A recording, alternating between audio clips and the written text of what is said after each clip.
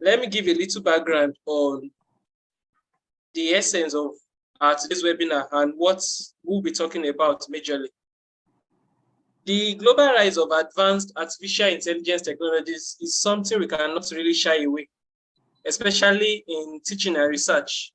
And one such tool is the OpenAI's ChatGPT, which is a powerful large language model.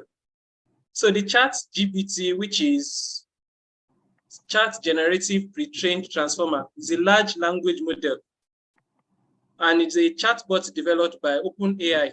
OpenAI is an AI and research company, and apart from the ChatGPT, they have other tools as well which they have developed. However, the ChatGPT was launched on November 30, 2022, and it enables users to refine and steer a conversation towards a desired length, format, style, level of detail. This technology offers exciting opportunities, which we cannot really shy away from. So today we'll be talking about how students as well as lecturers can embrace these technologies in order to advance the course of teaching and research. And today we have on the call an expert who happens to be our speaker for today, in person of Dr. Lukman Rahim. So I'll quickly run through his profile before I welcome him on board for today's webinar. Dr. Lukman Rahim holds the position of Assistant Professor and Program Coordinator for Entrepreneurship at the esteemed School of Business and Economics, University Brunei, Darussalam. His previous roles encompassed Chair of Entrepreneurship, Coordinator of Graduate Program at SBE, and Associate Director of the Center for Entrepreneurship at the American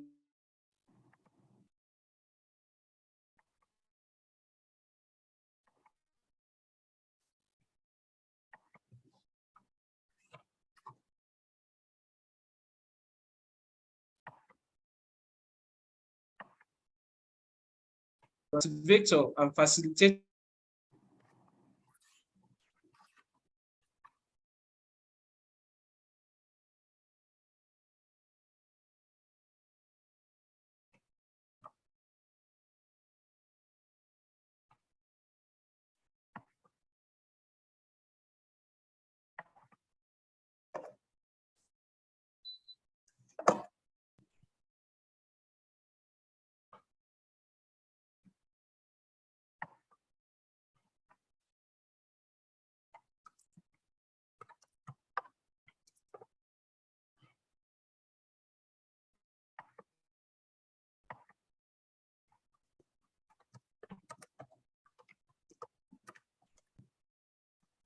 entrepreneurship educators at the University of Tampa at Florida in United States. Notably, he presently presides as the president of the Global Academy of Entrepreneurship and Innovation.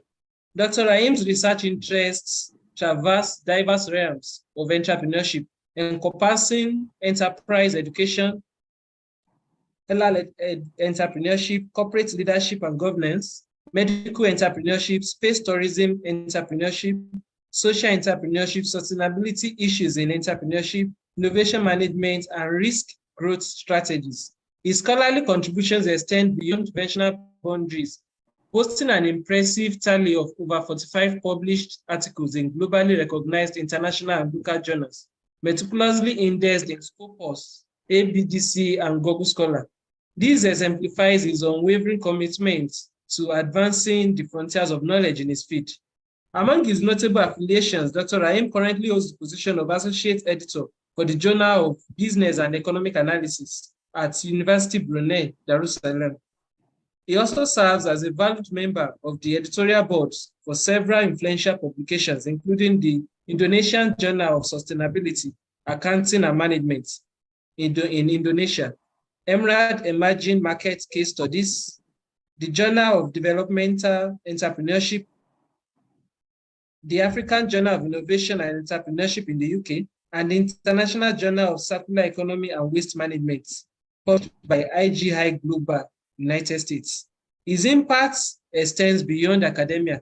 Dr. Rahim has been a distinguished presence at numerous events, conferences, seminars, and academic forums across the globe, delivering his insight as a guest lecturer, keynote speaker, and invited speaker. His influence has spanned the landscapes of the United States, United Kingdom, Germany, Brunei, Turkey, Nigeria, Ghana, Togo, Morocco, Romania, China, and even far beyond. Furthermore, Dr. Rahim's involvement in the entrepreneurial community is remarkable. He has contributed his designing judgment as a judge in various entrepreneurial events, including the ZSF Business Plan Competition 2018, the Tony Elumelu Foundation Business Plan Competition in year 2021, Babson Students Challenge Business Plan Competition in year 2023, Brunei EICO Youth Business Pitch in year 2022, Arts Prize Competition, and so many others. Dr. Rahim is devotedly married and blessed with children, exemplifying his harmonious balance between his career and personal life. So with this, I would like to welcome on board Dr. Lukman Rahim on today's webinar series on ChatGPT. But before he comes on board, I would like to quickly talk about us, the hosts. Opolo Global Innovation is a startup company, and what we're interested in is scaling up innovation, attracting talents, and promoting student entrepreneurship as well as entrepreneurship in order to boost the economic sustainability of the nation. So in an attempt to drive this goal, we have established innovation hubs across some tertiary institutions, including University of Ibadan, River State University, University of Benin, Bayero University in Kano, Abubakar Tafawa Balewa University, as well as the prestigious University of Obafemi Awolowo University. And we are still strategizing on how we extend this to other institutions as well. Dr. Lukman, you are welcome on board, sir. Thank you very much. So allow me to share my screen.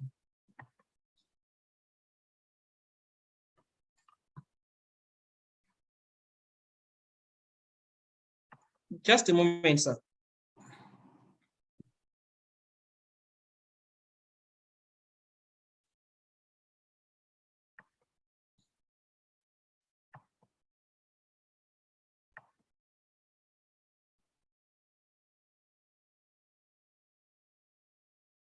You can share now, sir. I'm not able to share. It's saying you cannot share screen while the other participant is sharing. Okay. Okay, I can Please share now. Okay. All right, sir. Okay. Good morning, everyone. But my own part of the world is evening. So you are all welcome to this knowledge sharing platform provided by Opolo Global Innovation Hub.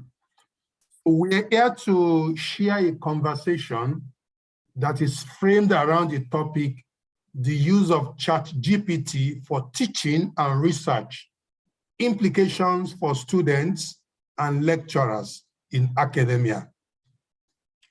So because this is a learning platform, I have carefully designed 4 learning outcomes. It means at the end of this particular deliberation, you should be able to do 4 things, or you should be able to go home with 4 things, and those 4 things should continue to be with you forever. The first one is understand what ChatGPT and related AI applications are. We need to know what they are. 2, appreciate the benefit of ChatGPT for teaching and research. Then 3, know the concerns people have about ChatGPT for teaching and research, because it is not all universities and learning communities that, are pro ChatGPT. Some see them as unhealthy, applications which should not be permitted in the academia. So some allowed it with some rules and regulation. So finally, ensure ethical usage of ChatGPT for teaching and research while mitigating potential negative consequences. First and foremost, I have presented a workshop on ChatGPT in recent times at different fora. And these two quotations continue to reverberate. So even if you internalize this quotation and you go, it's enough. So these two quotations actually talk to the importance of ChatGPT, which is one of the products that emanate from AI. So AI too will not take over jobs. Rather, people who know how to use AI tools will. So many people are afraid of AI application because ChatGPT is just one of the AI applications. They believe it should not be allowed because it's going to take job, what is called technology unemployment. They believe if we allow this thing to flourish, it's going to render teachers irrelevant. It's going to make research very simple, such that student writing dissertation or thesis will just go to ChatGPT, type their topic, and it will generate everything for them. So we don't need supervisor anymore. That is the view of some people. It is wrong. It is wrong. So it is not AI that will take your job, but people who know how to use it, they are the ones who are going to take your job. 2, AI will turn average writer into good writers. Look at those words. AI, if it is mastered by students and lecturers, will turn an average writer into a good writer. Good writers into amazing ones, and amazing writers into prolific ones. But it will make bad writers worse than before. So that particular quotation is just telling you the fact that AI tools, whether ChatGPT and some others, they are only enablers. You need to be intelligent. You need to know how to write. You need to know how to think. You need to know how to read. You can only use them to improve your reading speed, your reading proficiency, your writing proficiency. If you write, your articles, it will help you enrich. It will help you do the grammatical check. It will help you provide more words to make it very, very sound. And that is why a writer who is an amazing writer will become prolific writer. But people are very lazy, who don't write, who don't read. There's nothing AI can do for them. Because if you use AI tools, hook, line, and sinker, without using them responsibly and ethically, you are going to be penalized and you are going to be worse off. But for those who are good, who are average writer, is going to raise them from average to good, from good to better, from better to best, from best to wow. So I started because I'm actually speaking to intellectuals, either as students or as lecturers. There are 4 points I want to use as introductory remark. The first one is that AI-driven applications are here to stay. It is not only ChatGPT, but for the purpose of this discourse, ChatGPT is the one we are focusing. We have others that can help you do video. We have others that can do self-assessment for you. We have others that can design slides, teaching instruction, teaching note, and several others for you. But we are just focusing ChatGPT today. So you need to have it at the back of your mind that the best the global higher education institution can do is to adapt, and utilize them responsibly and ethically to enrich learning and research. We can't stop it. It has been designed and is being used in the industry. It's being used by professionals. It is only those who are in the educational institutions who are afraid, who are not really, accepting the reality. When calculator was first invented, people, stood up against calculator, under the pretext that calculator will not allow students to know mathematics. Today, scientific calculators are even allowed in exam hall. They are just enablers. They help you calculate your mathematics, arithmetic quickly. They are not the one doing it for you. And today in banks, financial institutions, accountant, audit firm, they all use calculators because it's an enabler. It's going to curb the error of omission and error of commission. When internet came, they said, internet is going to stop library from flourishing. Internet has been around for many years. We still have library. So the argument that internet is going to, make knowledge very simple, people will not go to library, is not tenable. Similarly, AI cannot replace teacher. AI cannot do your research for you. AI cannot do your writing for you. It will only enable you to do it better. Because if you use AI 100%, we are going to score you 0. And even if you are given 100, you grow up to be dullards because you don't know anything. You can write fantastic articles, but it is not your work. That is academic theft. That is intellectual dishonesty. But if you write an article that is not perfect and you use AI tool to help you improve it, that is an enabler. Because before AI, people were using Grammarly, Write and Ref, and so many tools for improving their grammar. So AI has only come to do it better, faster, and on a large scale. So what higher education institution, polytechnic, universities, colleges of education can do is to adapt, and utilize them with clear rules and regulation for students and lecturers. Number 2, rather than being adversaries, stakeholders in higher education should document their concerns. There are so many concerns. I've delivered this lecture and similar one with lecturers, numbering hundreds in different, forum.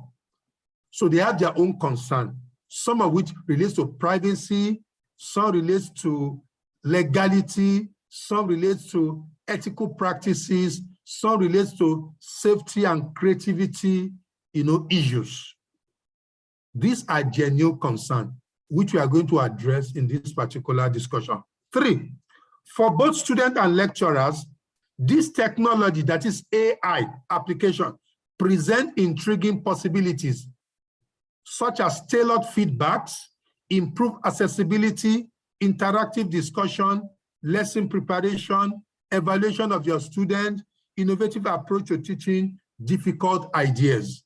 You want to learn about so many theories, you want to integrate theories, and you don't know how to do it, you don't have reference material, AI can do all this for you. Then you extract it, rewrite, paraphrase, then put it in text citation and referencing, do it in your own words. Then you own it. Instead of complaining, instead of suffering in silence, it can act as an enabler, a solution for writing, for learning, for research. The hallmark of AI-driven application within the context of higher education is enhancing positive learning outcome. Those who are very dull, they cannot read bulky things, they can use AI to generate what they need, write it in their own word, put their own input, explain their own word, present it in class. By so doing, their learning outcome will be improved, because the essence of learning is to acquire information, knowledge, skills, and ability. And if you can get them from AI, so be it. The most important thing is that whatever you are extracting, digest it, know it, be able to apply it, and that is knowledge. At the end of the day, students will be able to improve their entrepreneurial knowledge, competencies, and problem solving. You can ask AI so many questions. Even this evening, I asked AI that who owns the land in Middle East, the land causing problem between Israel and Palestine. It gave me lengthy explanation that Israel was formed in 1948, showing that it was a recent thing by United Nations, and that those who are using that land before now are Palestinians who allowed, the Israelis to stay with them. Then Britain, America, and some others, they conspired through United Nations to give that particular land to Palestine. Even AI said it. I learned it this evening. AI documented it clearly. What Professor Bola Kiyemi said yesterday, it documented clearly as if it was Professor Bola Kiyemi talking. This is what is called democratization of knowledge. Nobody can call lion dog for you with AI. If your teacher is misleading you in class, just type pam, pam, pam. It will tell you the answer. You don't know how to calculate depreciation. Put in the figure, it's going to show you how to calculate it.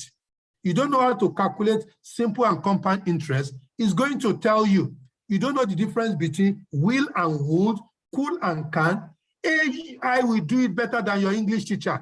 That is to tell you that the hallmark of AI application within the context of higher education is to enhance positive learning. Instead of suffering in silence, instead of looking for books that are not available, AI can do it for you. And when you extract those information, they are not your own. You have to edit it professionally like a good school student. You put in test citation and you put referencing and it becomes your own.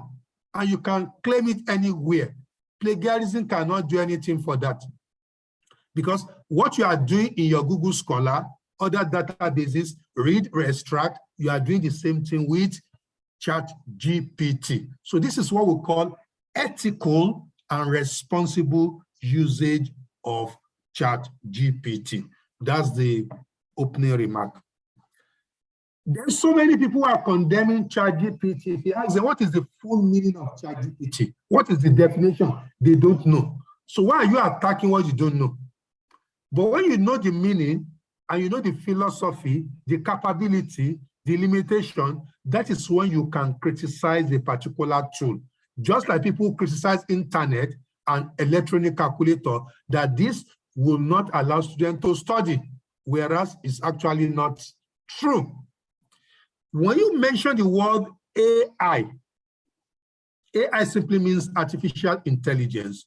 But when you say AI-driven ChatGPT, what does it mean? It simply means AI-driven ChatGPT. The G is generative, the P is pre-trained, and the T is transformer, ChatGPT.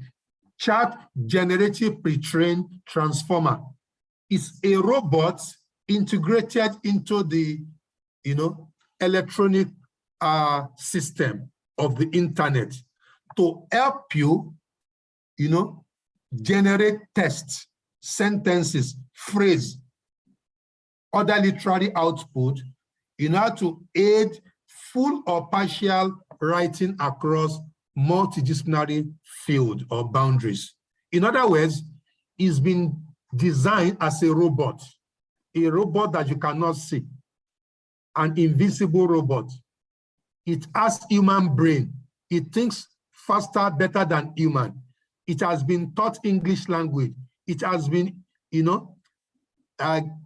given so many access to where knowledge, is stored.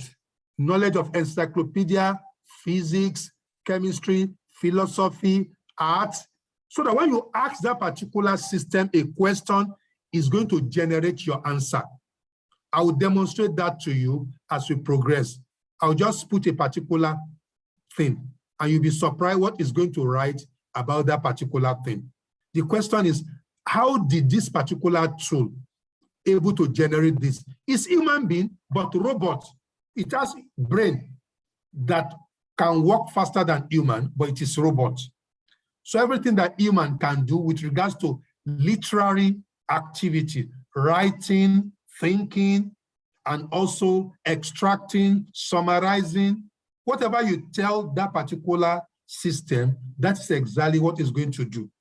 If you have an essay of 8,000 words, and you want to reduce it to 6,000. If you want to do it manually, it takes hours. But you can copy everything and say, ChatGPT, summarize this into 6,000 words. Then in bracket, copy, then paste, close bracket. It's going to summarize. Just like human being, a research assistant. Tony, this is 8,000 words. Go and summarize it into 6,000. You will use 2-3 days. But AI generative tool called ChatGPT can do that in few minutes for you. So that is why it is called a robot, an algorithm that is able to generate sentences, phrases, text, and other literary output like coding and everything. It can do it for you fully or partially.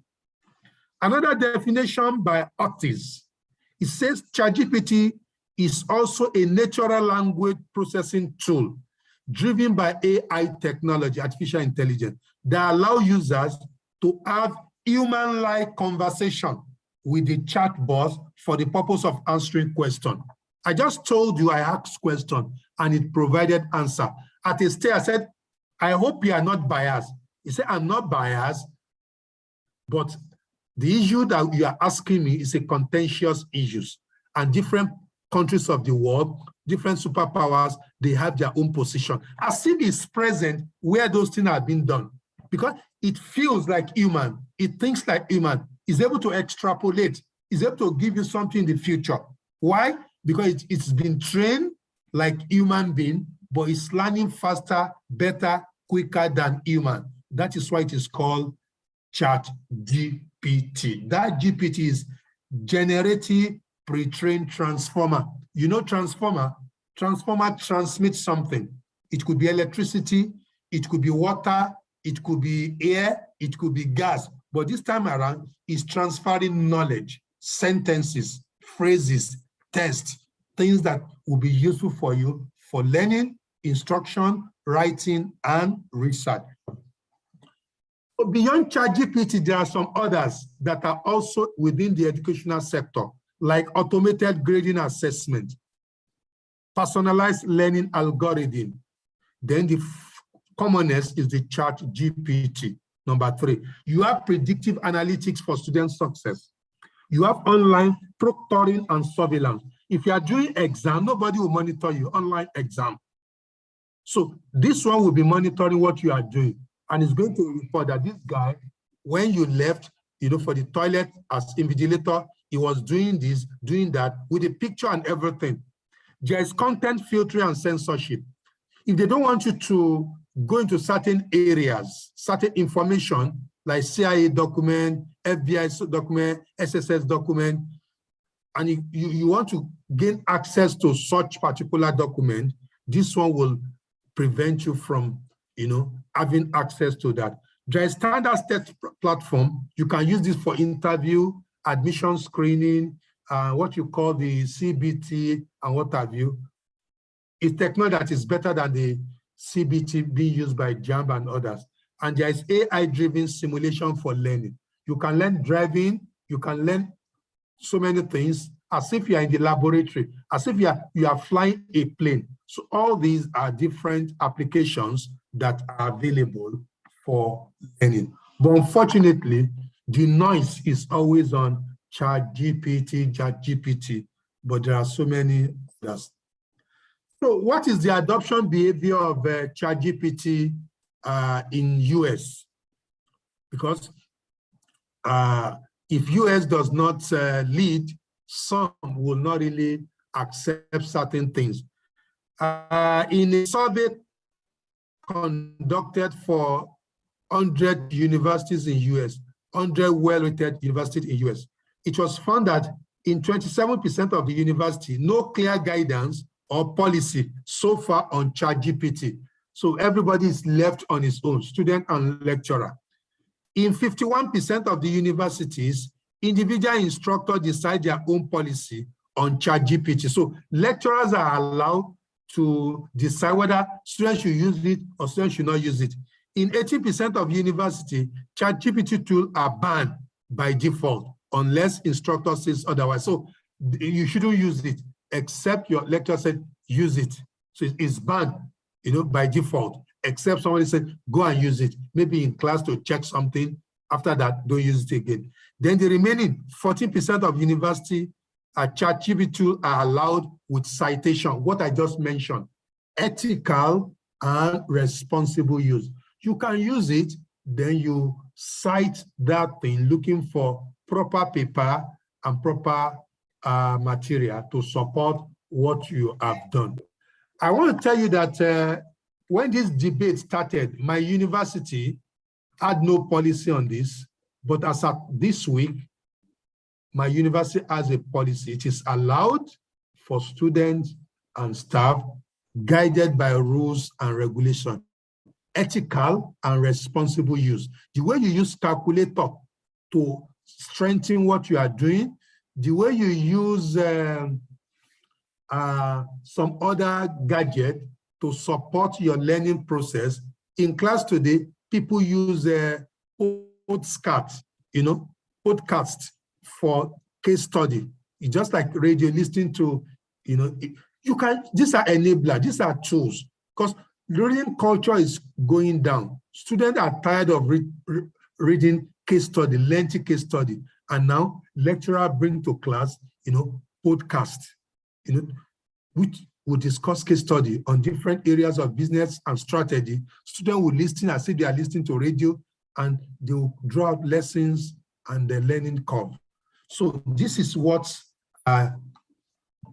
GPT should be. And we shouldn't be surprised about the attitude and adoption, because in the innovation literature, there are 5 types of adopters. When new things come up, research has shown that there are 5 types of people. The first group are innovators or technology savvy people. They are just 2.5 in any particular location, whether in the industry, whether in the community, whether in your university. The first set of people who are seeing future, who are seeing positivism in new things, they are called innovators or tech savvy people. So those are the people promoting it now. Then later on, when the coast is becoming clearer, there is what we call early adopters or progressive. You start seeing VCs, dean, lecturers, some who read computer science started demystifying some of the wrong notion people have. So early adopters, that's 13.5% of the population. Then later on, when the knowledge becomes very, very deep, and that is why some of us are giving workshop, seminar, discussion on this, then many people become more aware. We call those people early majority or the pragmatists. Then later on, when it becomes very common like calculator, like internet, many will also join. Those are late majority. And the last set of people that will adopt it later on are the laggards and skeptics. They are 16% of the population. So what you are witnessing in universities, colleges of education, and polytechnic with regards to acceptability or rejection of ChatGPT is based on theory. And that theory is theory of innovation adoption, diffusion of innovation theory, DIT, which explain innovation adoption behavior of people. When GSM first came, the same problem. But today, even beggar, even those who pick crumbs, in the landfills, they are using Apple now. But when it first came, people were skeptical, but now it's fashionable. What are the benefits of using ChatGPT for teaching? 6, AI-driven ChatGPT provide access to rich teaching resources and inaccessible resources. There are some resources that students don't have access to. There are some cases that are very good for students of business to read, but they cannot afford it. By using ChatGPT, they can gain access to what those cases are saying. They can gain access to insight about a particular thing that are very, very important for them. I will demonstrate that. So by so doing, knowledge becomes democratized and knowledge becomes decolonized. Because some people held on to knowledge, to certain information that many people don't have access to. But with ChatGPT, we can have access to those things without necessarily reading those books that those people have, kept away from us. Two, it facilitates the development of slides and outline for teachers. So if you want to discuss your topic in class, you can put it into ChatGPT and ask to develop into slide. There's a particular ChatGPT that does that. I will show you as we progress. So it's going to provide your slides for you, and then you download it, and then you use it to make your presentation. You can add to it, you can enhance, you can reduce, you can add to it. So it will reduce your time, for developing slides. You can also use it for editing, proofreading, grammar check, and so on and so forth. Your letter and everything, it will help you. Three, it is experiential. A student may be asked to search. You can also try it. Ask your students to bring out their phone, go to maybe OpenAI, ask certain questions, some contentious issues, or some very important thing that people don't agree about, or some definitions. For instance, what is depreciation? And what are the formulas for depreciation? Ask them to type it. You'll be surprised. He's going to type everything, define depreciation, types of depreciation, or you ask them that what is the definition of a planet? How many planets do we have? It is contentious. It's going to tell you the number of planets and where they are, the temperature and everything. So students can demonstrate that in front of you. You can use it for fact check. You can use it for fact check. Sometimes ago, people are, arguing that who started, home video in VHS? Was it Yoruba or the Igbos? All this you can fact check. You can fact check some of this information, and it's going to give you the correct information. And you can then check some references to support your findings. It supports case teaching. You can use ChatGPT to teach cases. You want to know about what is the origin of a KFC and what are the lessons to be learned from the life of the founder. Some of us don't know the founder. We don't know when he founded it. We don't know the lessons or the learnings from that particular case. ChatGPT will give you the story, and you can create so many things for students to learn. That is support case teaching. Amazon, when was Amazon founded? What's the relationship between eBay and PayPal? What can you learn from digital entrepreneurship? Now people are going into space. There's space tourism entrepreneurship. Who are the promoters? What do they stand to gain? What are the benefits for developing countries? These are case issues that you may not easily see in textbooks or cases because they are imagined issues. ChatGPT will give you some of this information, and it will broaden the horizon of your student, whether they are in Nigeria or they are in US. Another one is it transforms the way students think. Our thinking is limited. Some are fast thinker, some are slow thinker, some don't even think. So by using ChatGPT as a tool, it will aid your thinking process.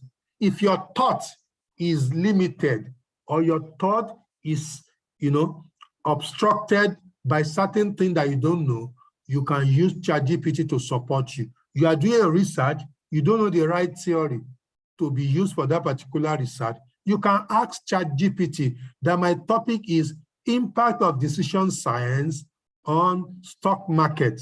What theory is appropriate for this? Try it. It's going to give you a number of theories, and you can use it to actually support your learning. It resolves the nightmare of difficult research by serving as enabler and advisor. As you progress in your research, if your supervisor does not have time for you, ChatGPT can stand as your supervisor and your advisor on so many issues. It can reframe your topic. It can help you identify the problem and gaps based on some information you slot in into that particular interface. So I have tried this, I've experimented with this, and it's working for me and also for those who are my students. why should we not encourage it?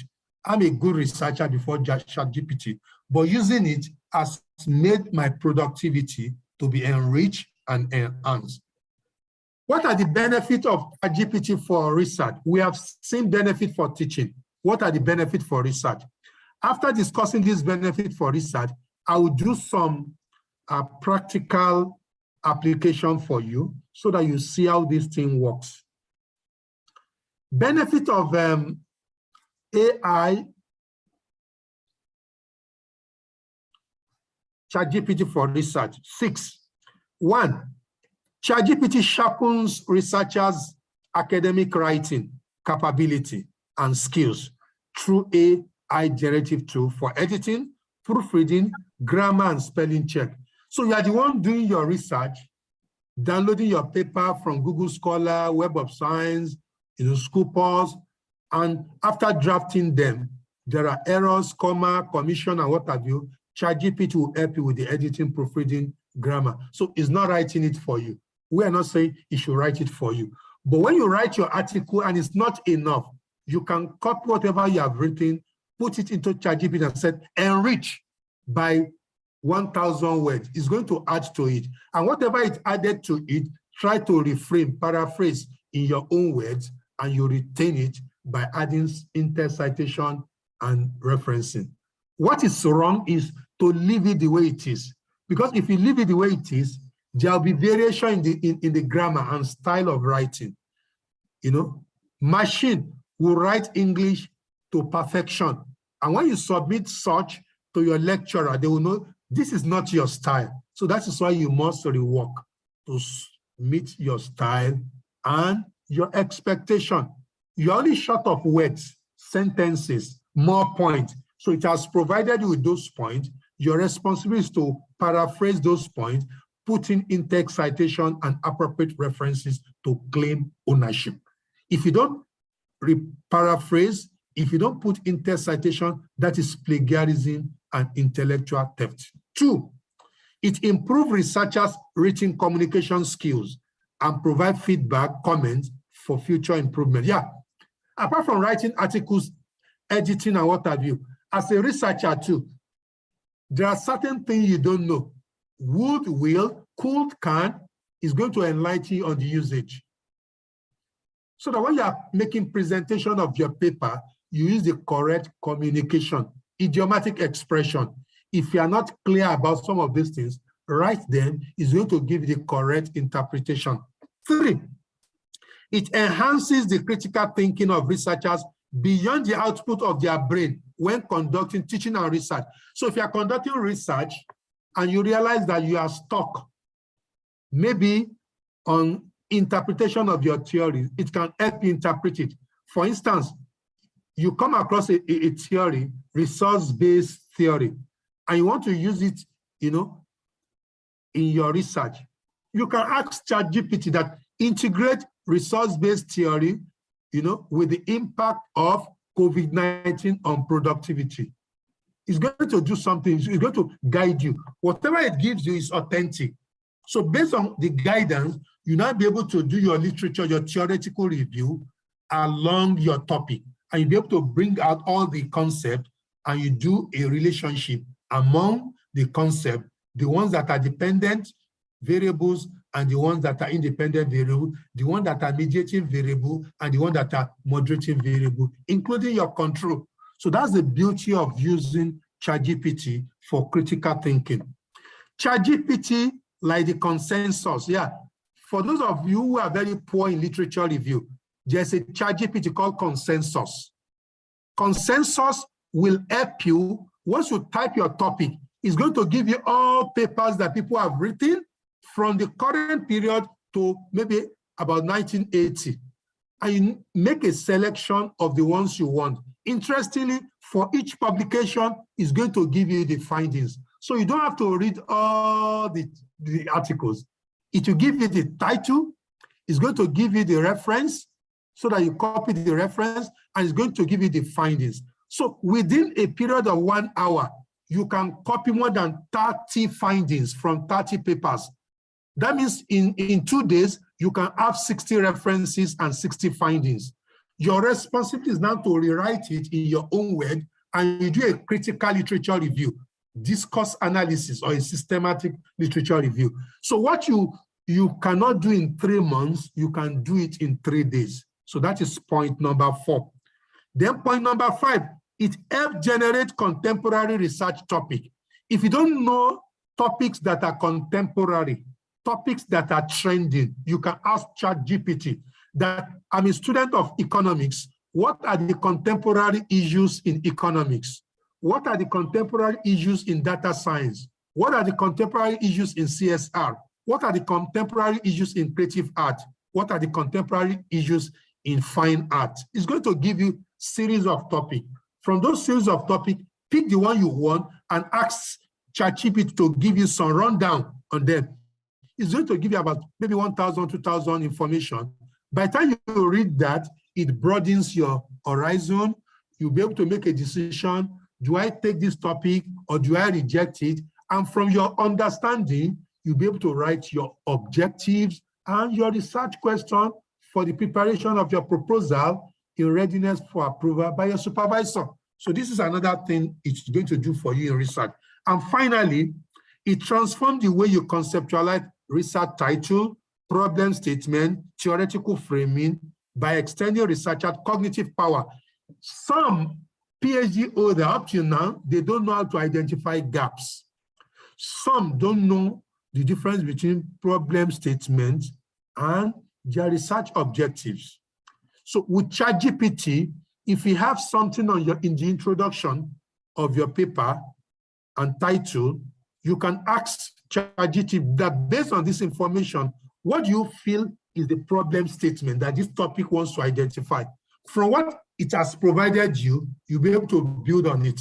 You can even ask ChatGPT that based on these 2-page thing that I've written, you copy, generate, research, possible research questions and possible research objectives. It's going to do it for you.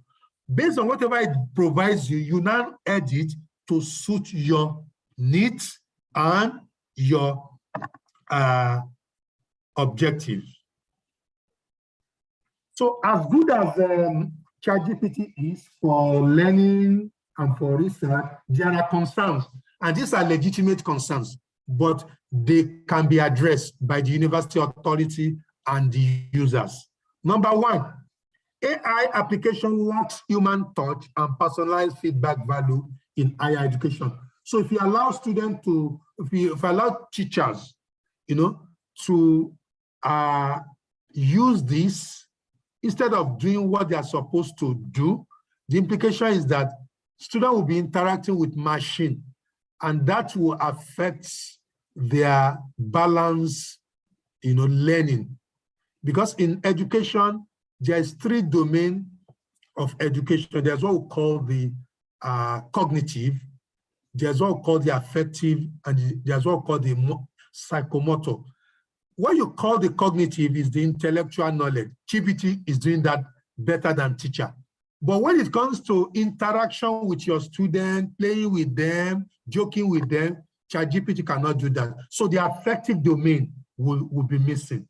Psychomotor will be addressed 50%. If you use ChatGPT, ask them to extract those information, break them into group, and then write those information in your own words, present in class, you can achieve the psychomotor 100%. But if you ask them, go to the ChatGPT, bring out your point, then submit, then you only achieve only the cognitive and partially psychomotor, but the affective will be missing. Privacy implication of collecting and analyzing extensive data on student and lecturer. Because you use ChatGPT, you relate with it, you put in your information, you are communicating with that particular tool. Who knows, it may be gathering information about you for the intelligence community. People are concerned that this thing that is talking to me, I hope it's not gathering information about me, about my lifestyle, all the information on my laptop, my state of origin, my ideological worldview. People are concerned.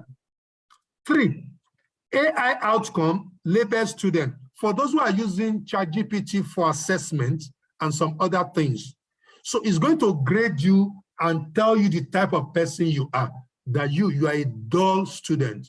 Based on series of tests you have tried, you are, by my judgment, you are an average student. That particular label can have serious implication on students and their future, because it's a machine. It doesn't have emotion. It says it the way it is without bothering whose axis is God. But if it is human, based on affective, based on human consideration, somebody who is weak, they say, you are doing well, my boy. Keep it up. Machine will not tell you, to tell you you cannot really, be a very good person, because it's a machine. So this is another problem. Remote surveillance. We said we have AI generative tool that can monitor what you are doing online in the absence of invigilator. So this will encroach on your privacy and can be overtly intrusive, because it will say so much about even the environment where you are doing that particular thing. Apart from the thing you have done, the cheating, it will also pick some things within that particular environment, thereby saying too much about who you are and what you do. Content filtering and censorship stifle open dialogue, free speech. So if you publish some things that the intelligence community don't like, through AI-driven technology, they can identify who wrote that thing, where does it live, because of filtering and censorship. So that's another concern. Then, biased AI algorithm. AI is developed by developed countries, and they fed that particular AI with information at their own disposal and with their own ideology. So there will be bias, because the AI technology is developed by developed countries. So there are some things that you ask that particular AI about developing countries, it will not provide you such information. For instance, ask AI about Superman. It will tell you so much about Superman, Batman. But ask AI about Sean Ogunlola, Ogbori Elemosho, it may not, it's biased. Whereas we are told that it can say anything. And even if it tells you about Sean Ogunlola, it may be misleading. It may tell you that Shango is a particular something in China because of the information it has access to. And number 7, reduce the number of human teachers. As we progress, the rate at which ChatGPT is being developed, many institutions may be forced to start using human robots, instead of teacher.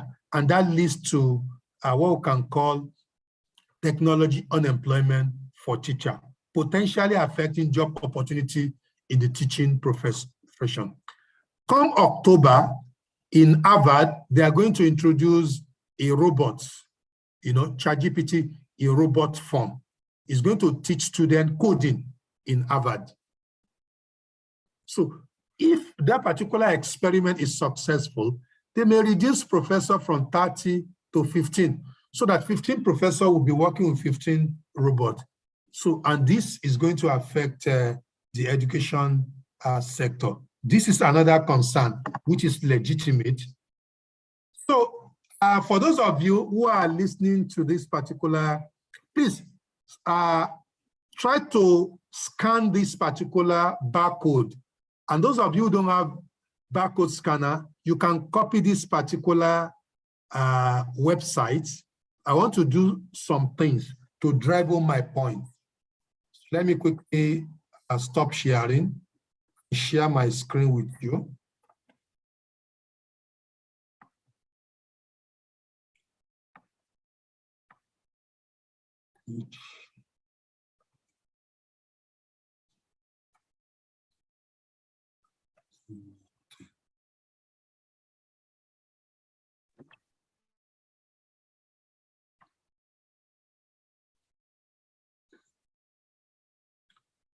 So I want to share my screen with you. Can you see the screen? Yes, sir. Yeah, this is yes, sir. This is just one AI. It's a paid version, but I'm using the free one. So this is the interface, but we are not using this. We are going to move to Pro. I just want to tell you the power of this particular thing. This is the Pro. Let me click on it. My laptop has an issue. I will have used my own laptop because I've actually paid for it to show you the capability. So this is the paid version. Look at this paid version. It has what we can call capability. I want to show you something. It said article writing. Article writing. So I want to write about Bola Ahmed.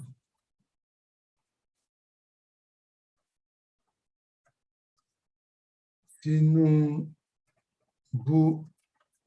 and his subject or successes. So I just instructed this thing. So look at what it's going to do. Say generate. Can you see? I didn't plan it. I just put something there.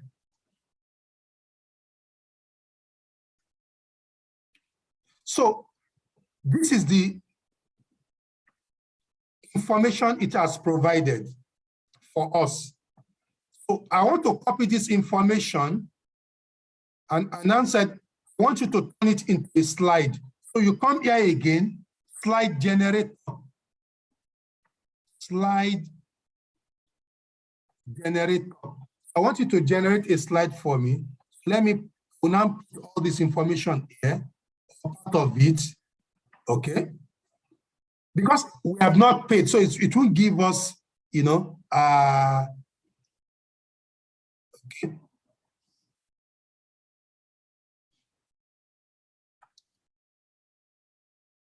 I'm coming. Because this is not a paid version, misbehave, but I'm coming.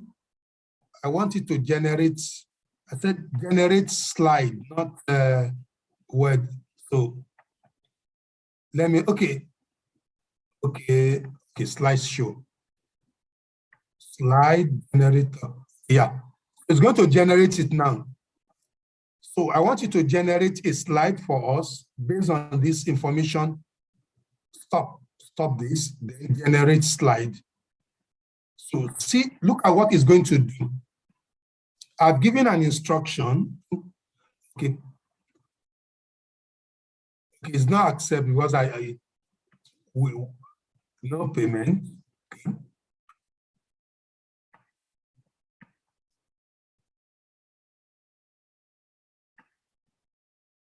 I'm coming. Let me stop it. This is not my own laptop, so I'm using someone's laptop. There is no payment on this, but let me try for the last time to generate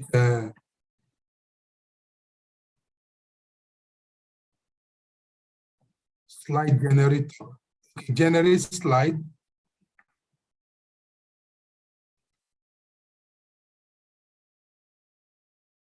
Yeah, so it's saying this is the title, introduction, put this information, then create another slide on early life education, entry into politics, discuss that as another slide, highlight contribution, then governorship of Lagos, discuss its achievement. Based on the information it gave you, political ideology,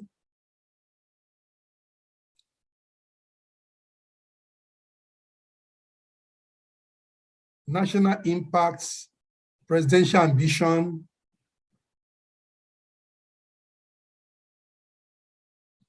criticisms and controversy. Those things are in the articles generated by this ChatGPT. So it has given you a summary on how to do it. And if you want to use a particular slide format, it's going to give you if you pay. So when you click on this convert PowerPoint presentation, it's going to convert. Because you have not paid, it may not do that for us here. But you take it to a series of slides that you can use. You know, you see series of slides that you can take and then embed the information it has provided for you. You're still generating that, but that is not where we are going. Okay, let's wait. It's going to do it quickly for us. I'm going to give you a series of slides that you can use. Yeah, you can generate any slide you like. All these are different slides that you can generate free of charge, and then you put your information in there. But that is not where we are going. Let me show you again for the last time.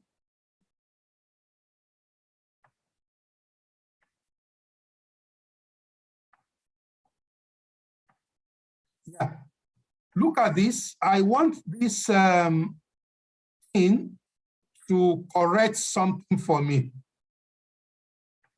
I want it to correct something for me. Grammar check.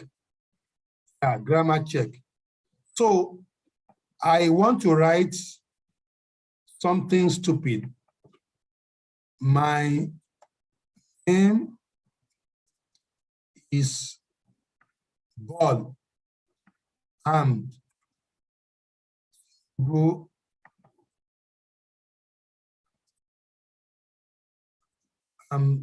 a political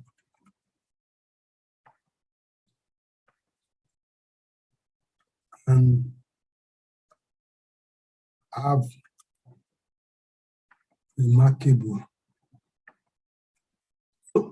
This is statement with errors. You can put 600 words, anything. What you need to do, ask ChatGPT grammar check. Let's try and see. Let me add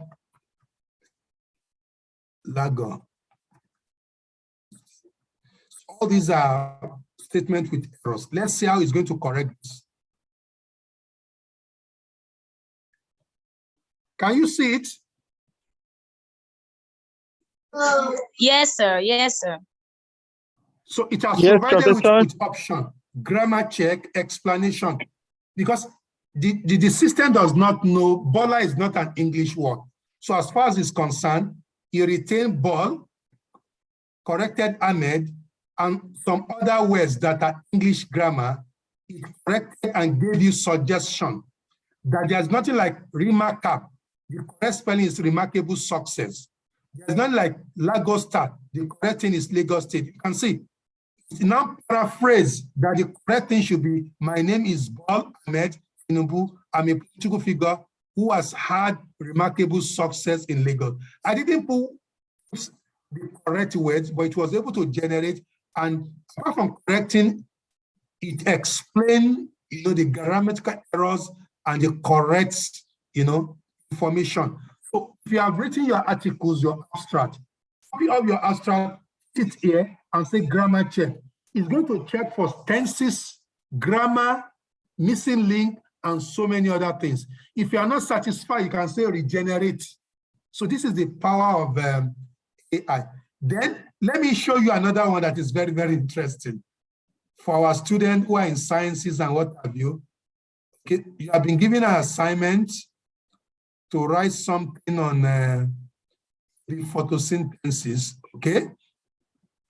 I want to write on define photosynthesis and benefit. This is for science, okay? Let's see what is going to, here I said research paper. So it wants to write, it said it's writing now. It's writing for you. So our primary school students, secondary school students, they are given assignment, homework, and they, as a parent, you can sit down with them, generate some of these things, then you extract it, start asking them to write it in their own words. This will generate authentic information for you. Then it is your responsibility to now water it down, write it out in your own words in a way that will be satisfactory to your teacher. That is not plagiarism. That is not intellectual theft. So you are not going to the internet looking for so many things that are not available. You are asking ChatGPT directly, provide us with definition and benefit. So it has given us the definition and benefit. So let's start using our paper, our biro to write it down, or we copy it, paste it, rewrite, paraphrase, and so on and so forth. So this is the power of,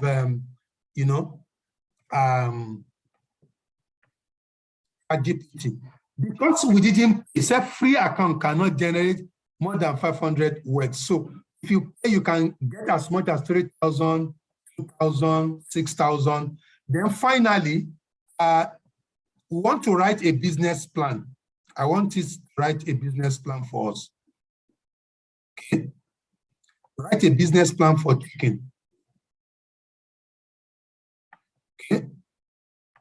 Let me use article right.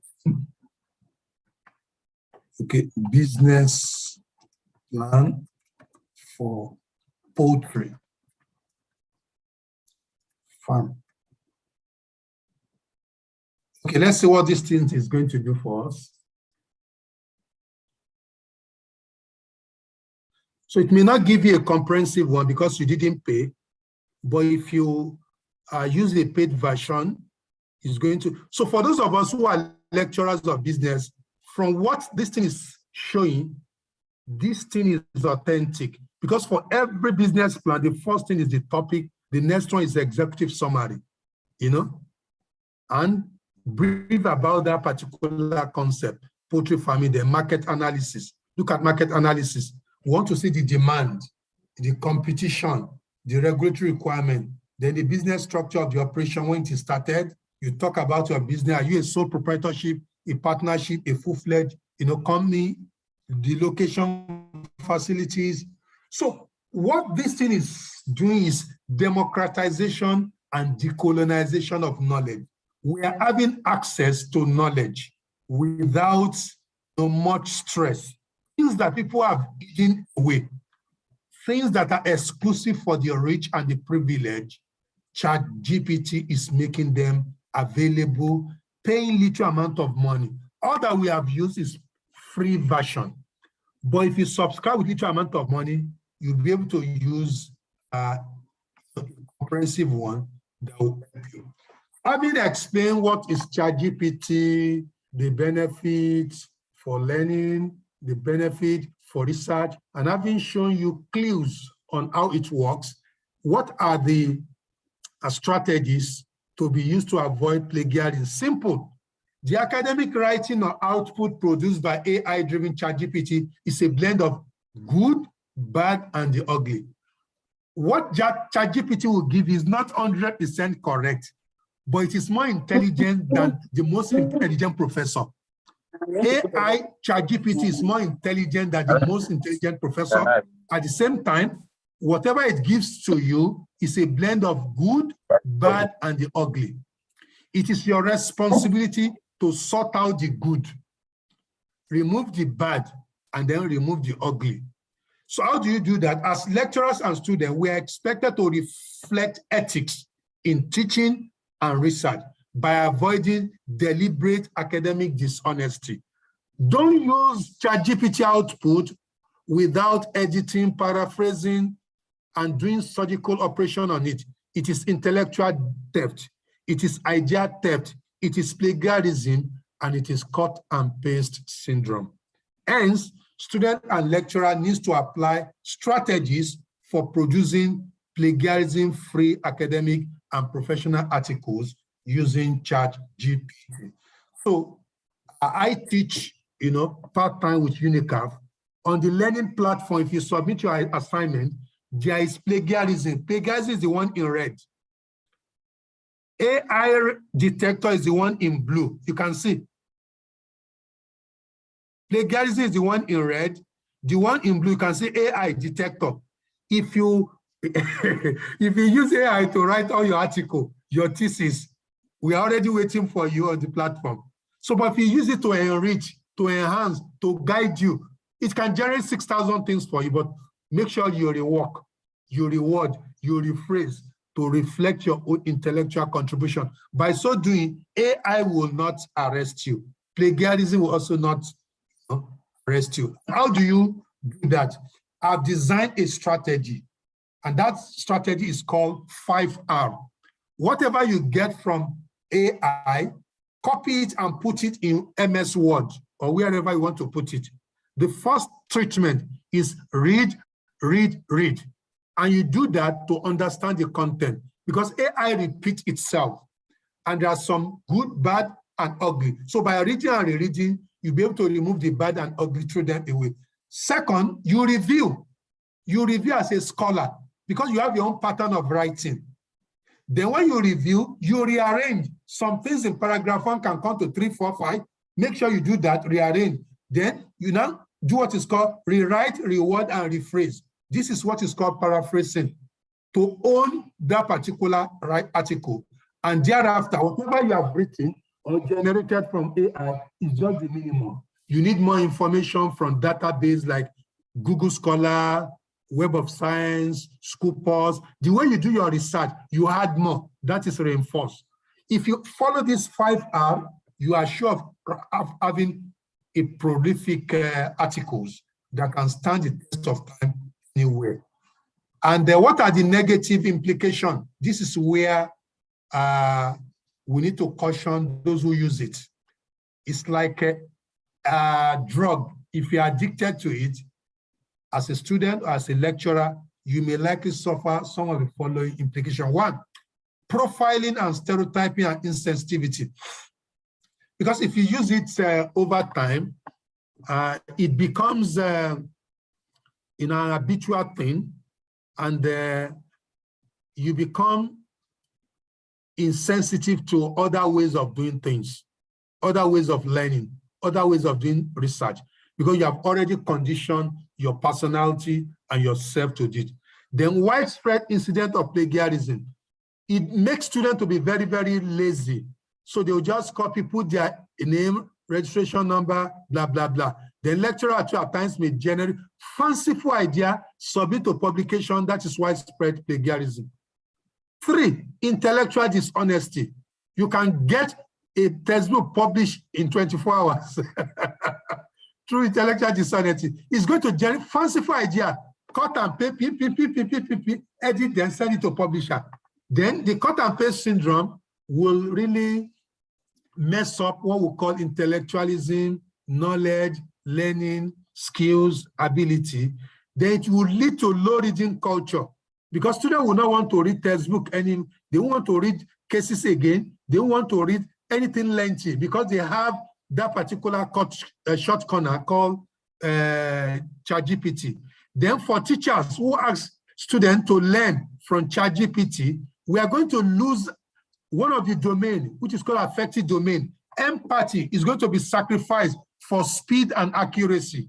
When you use it in class,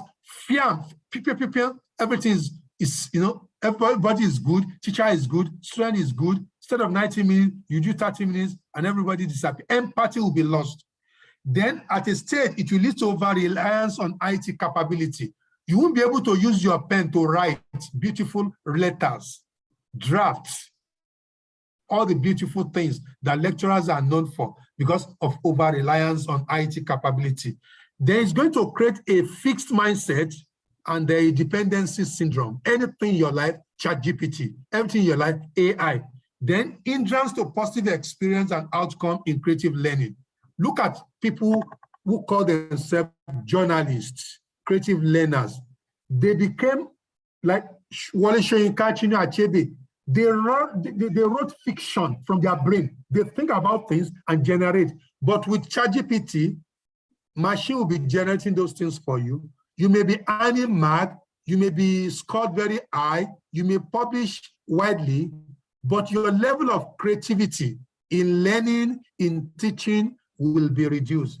Then waning human involvement, then human will be divorced from learning and research, the way we are going. And when human is divorced from research, we'll be interacting with machine. With time, we start behaving like machine.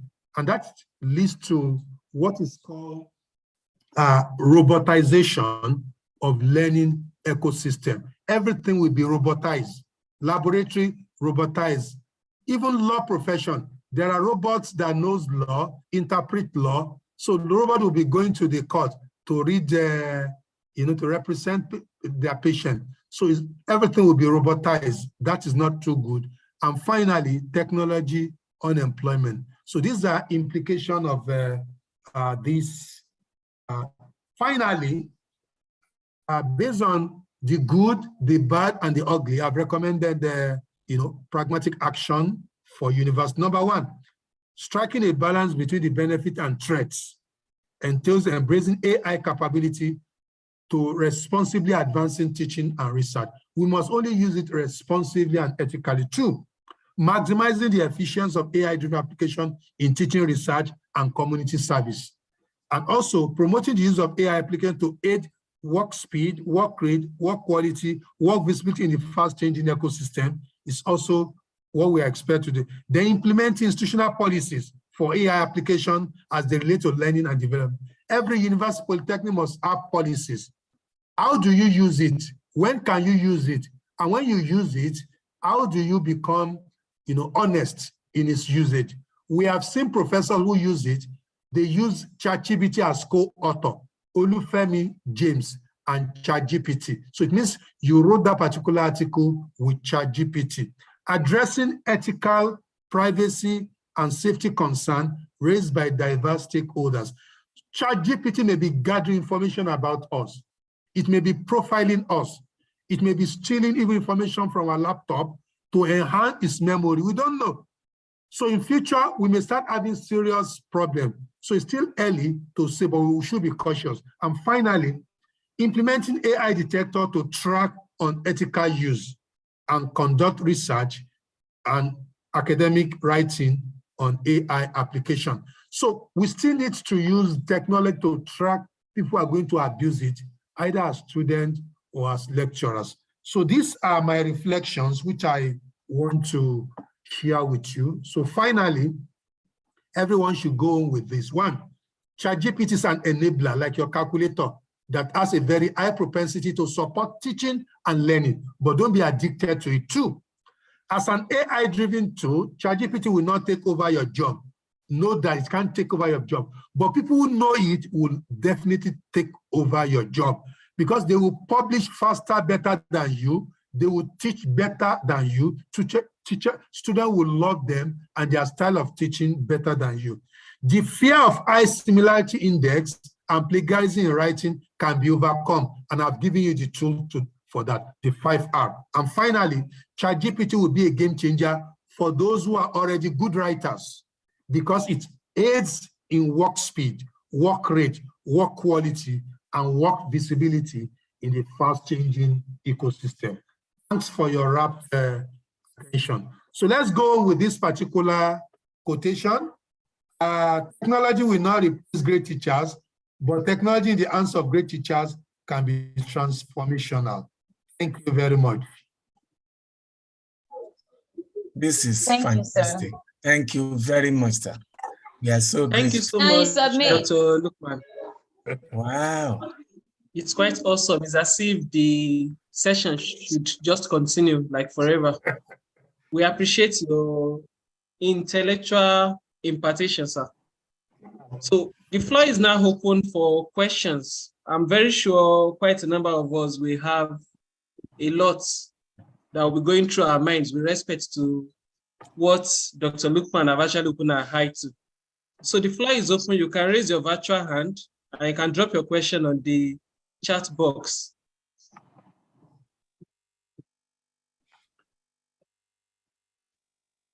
Okay. Mr. Abu Oris, you can unmute and ask your question. Thank you very much, Mr. Moderator. And I really want to commend the guest speaker, Dr. Rahim, Lukman Rahim, if I'm not making a mistake. Thank you so much for that. Thank you. I was actually looking, I know it was going to be interactive and very, very, impactful. But then there are some questions that were agitating my mind at the mid of the presentation. But I must commend you because you were able to answer all the questions even before the room was open for me to answer them. So I was very, very impressed. And, to everyone who has done good, it is always good, on the part of the beneficiary as well, to identify the goodness and to commend the person. So this is the reason I decided to talk, to just appreciate you, and pray that I pray that God Almighty will increase you in knowledge and grant you resounding health. I'm sorry, my voice might be shaky because I'm doing my work. So that is the excuse for that. However, I would like to have your personal contacts. There are one or two issues I would like to discuss with you privately, if you wouldn't mind, please. Thank you so much. No problem. You can link me up on the LinkedIn, Lukman Raimi, Dr. Lukman Raimi. And I can also drop my email here. It's a public document, public information. So you can write to me for further discussion and collaboration. I will share my email with you. All right, thank you. That's fine. Thank you. All right, thank you, Mr. Abu Horis, and thank you once again, Dr. Lukman. Mr. Mohammed Abdul Salam, you have the floor for your question. You can unmute and ask a question. Hello. Hello, go ahead. Go ahead. Assalamu alaikum. Wa alaikum salam. Thank you. And it's evening in Brunei. I don't know what about in Africa. It's almost 6:34 now. Yes. So good evening to all. And thank you, dear Dr. Lukman. You have very, very nice and insightful presentation. Personally, I have learned a lot of things from your presentation, and it's very effective for me and my research as well. So I'm really grateful to you. I just address one thing before going to my questions. I want to address the first question here. Someone asked Dr. Lukman about for communication. I think I have searched Dr. Lukman today in the Chrome browser, and I just write Dr. Lukman. I didn't write Raimi, and it shows that he's a familiar public figure as a writer. So it's quite interesting. And my question is that sometimes I write my articles for my own without the support of AI, but when I check it for the similarity index in Turnitin and also AI check, sometimes it shows that 3%, 4%, or 5% written by AI, but I didn't write it using AI. I did write it from my own, from my brain. So how you will correlate these things with AI check? Yeah, the reality is that the best professor in the world, whenever they write and they put it in the Turnitin, it will still give them a level of Turnitin. Globally, there is a level of Turnitin that is acceptable. The reality is that if you use somebody's words, if somebody defines something using 15 words, and you define your own independently, but you use some of his or her words, Turnitin or AI may want to flag it. But if the percentage is negligible, you just ignore. That's why even thesis, dissertation, most universities accept up to 30%. Because it's not possible to bring something of 800 pages, 700 pages, 200 pages together from various sources without having plagiarism. So they allow 20, 25, some up to 30%. But when it is about 40, 50, then it's no more original. It's just a compilation of people's work. Okay. So I want to address one more thing. There is two things. First one is similarity index in Turnitin, and second one is AI detection in Turnitin. There's two options, right? First one is similarity index for plagiarism check, and second one is AI detection. So sometimes it's suppose that my documents like 5 or 6% is detected by AI by though I didn't write it using any AI detection tool. So What how you we can can do, progress? what you can do is about to just edit those areas, because AI detector is looking at machine language. There's a way machine writes. So once your style of writing is like machine, AI will suspect, but not machine style, but it's just suspecting. And that is why even developer of AI detection, they said is not yet perfect. It's not yet perfect. Because some people naturally, they write like machine. They are very, very, very good using grammar, tenses, and everything. You really see error. And that is the way machine works. So it will dictate that this guy is too good. Probably is using machine language. So, but if you are sure that you are not using machine language, you stick to your style. Okay, thank you very much for your kind support, and really it was a very good presentation. We have learned a lot of insights from your presentation. Thank you very much again, dear Dr. Lukman. Thank you all much as well. Okay. Thank you, Mr. Mohammed Abdusalam. And thank you for your response as well, Dr. Lukman. I think we have a question here in the chat box. I wouldn't know if this can be seen as a question, though.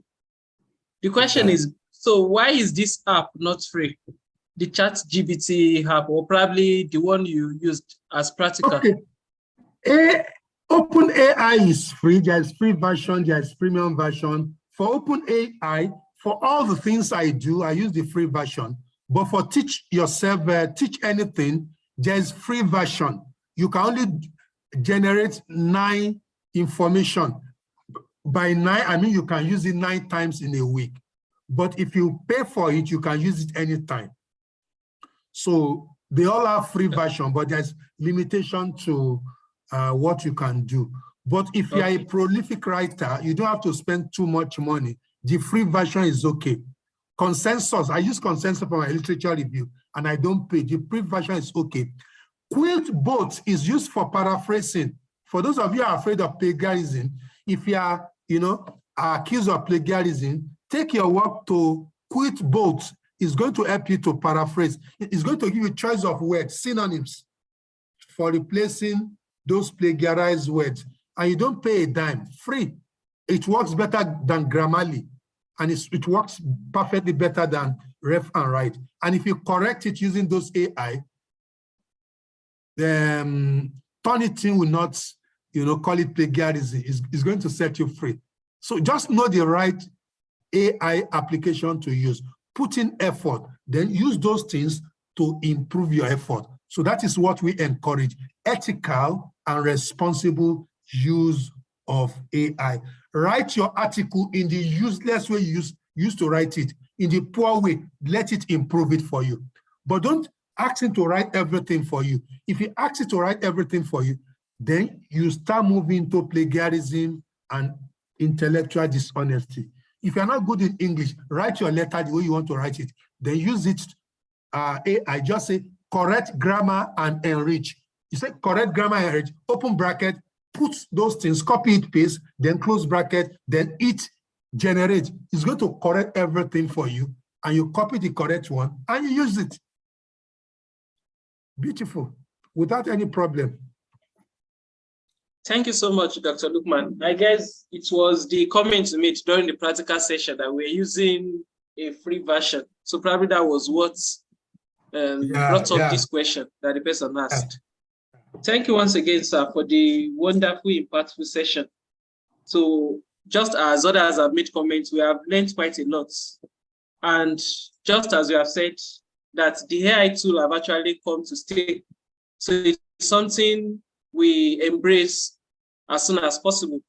Because as you said, with time, those who are experienced with the use of these tools will be the one to take over the job from those who seems to be novice with the usage. So it's high time we all sit up and embrace the positivity of this tool in order to advance the cause of teaching and research. Thank you once again, Dr. Lukman. We appreciate your time as well as sharing with us from your experience. So I don't know if any other person is having a question before I call on Mr. Mayowa to give us closing remarks and help us to appreciate Dr. Lukman. Please, if you still have any question, anybody concern, please, you can either drop it on the chat box or you raise your virtual hand.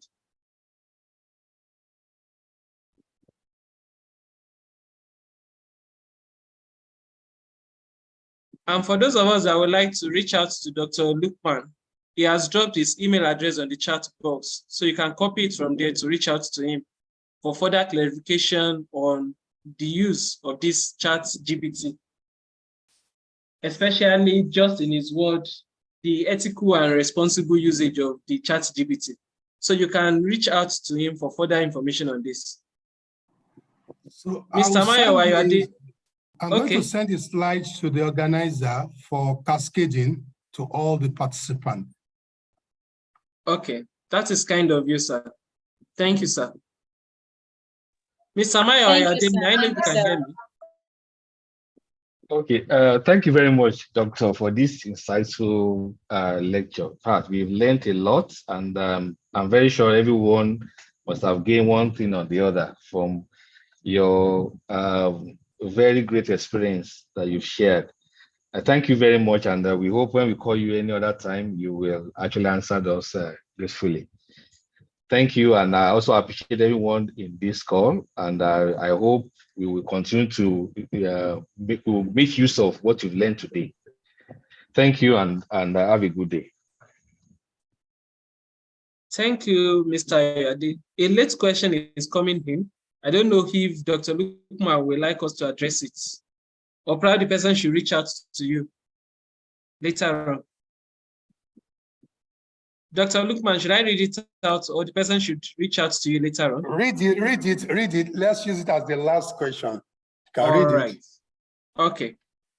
So the question is, can you explain how it can be used to do systematic review study in terms of discussion and summary? If you want to use ChatGPT for systematic literature review, then the type of ChatGPT that is recommended is consensus. Just go to the internet, type consensus. It's going to take you to that particular platform. It's also free, and there is a paid version. So whatever your research topic is, you are going to type it into a particular interface, and you click,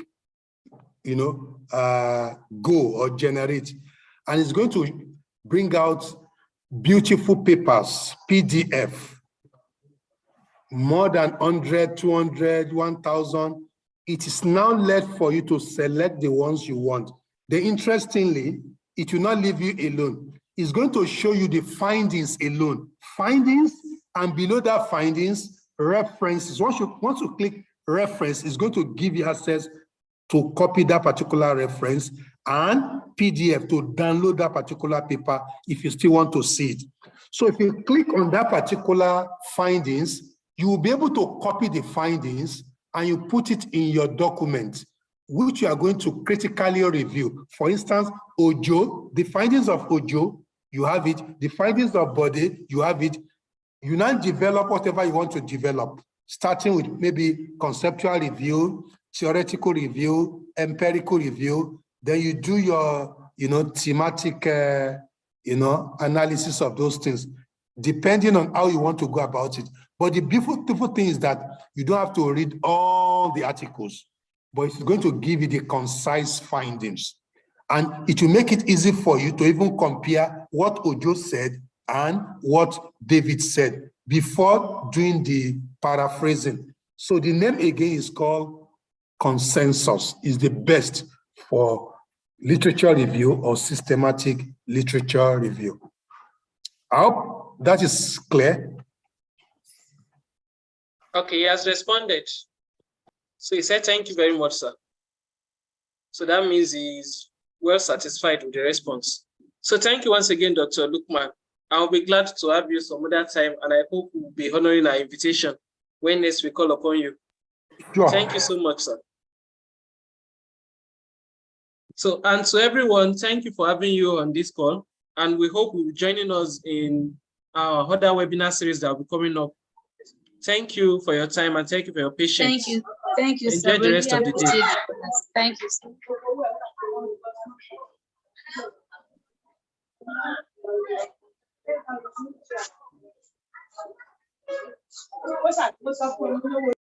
Hello.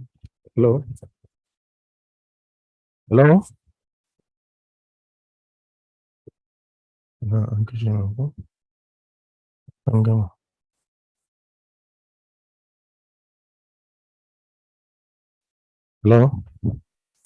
Hello.